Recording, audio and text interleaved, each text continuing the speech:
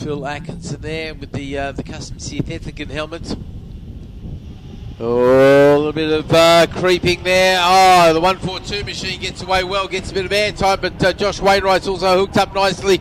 I think between Phil Atkinson, it could be three abreast stuff. Certainly Phil's going to lead the way. That's going to be Josh in second place there.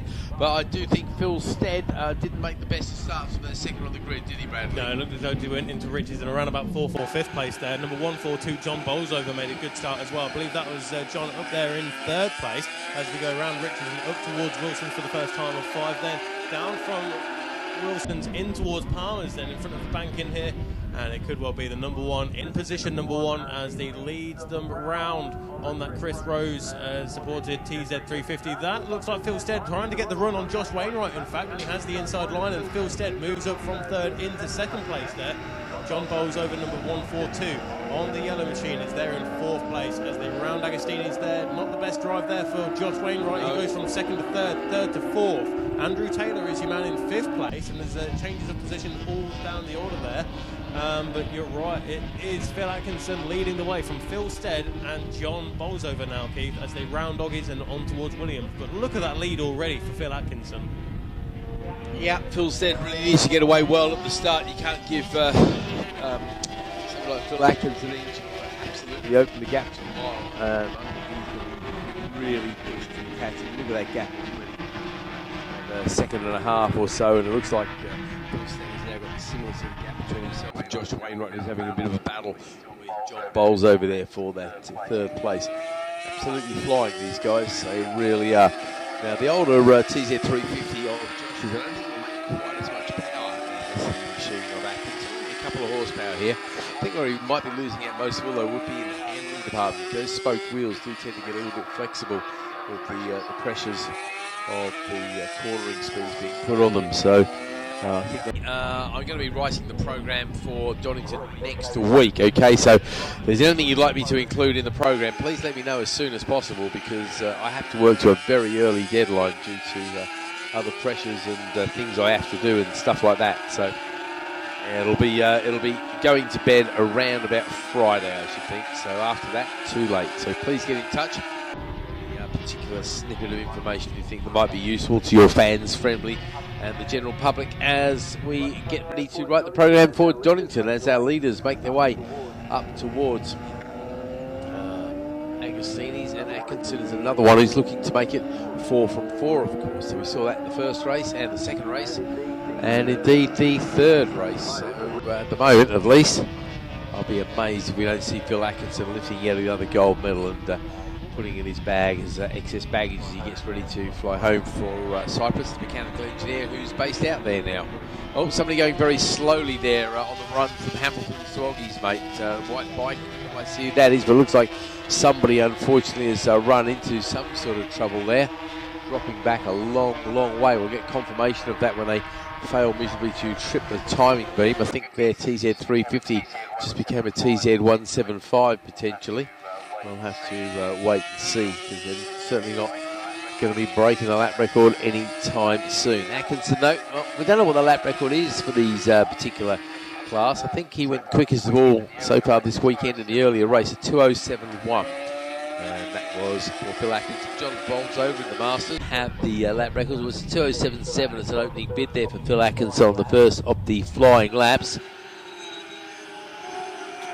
The rest of the field come across. There's some good little battles going on down the field there.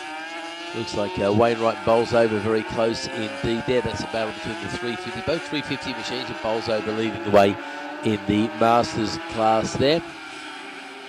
Goodridge and Linton having a good little scrap as well, but it's Linton, of course, on the 250, so they'll be well pleased with that, because they will be potentially losing out in a straight line. Just trying to work out who he lost. Looks like Williamson lost 4 places on that lap. I'm just wondering if that was Nick that we saw going backwards there, and his machine maybe fired back into life. I don't think we've actually lost anybody from the race. I think it might just be Nick Williamson who is going backwards, unfortunately for him there.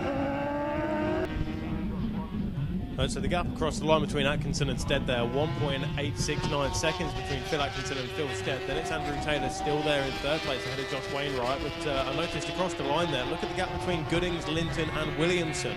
That's 8th, 9th and 10th place on circuit there. That's around about 0.15 of a second separating three riders across the line. Of course, Mark Linton there, unfortunately, did get blasted by the GP Masters there on his 250, did Mark Linton, but regardless, he's putting up a good fight there, and he's still leading the 250 charge in this race. We're currently around about half race distance then. When they cross the line this time around, it will be 3 laps down, 2 to go, but Phil Atkinson then goes 0.3 of a second quicker than Phil Stead in this first sector, and it's the fastest first sector of the race for Phil Atkinson, and he looks to extend that advantage at the front of the race with 9.81. So Phil Stead, in fact, went 1.5 quicker than Phil Atkinson in that final sector. So the overall gap there only opening up by the smallest of margins, but still it is the advantage to Phil Atkinson by almost 2 seconds now. Yeah, well, Phil Atkinson's got an almost 2 second advantage with 2 laps left to go.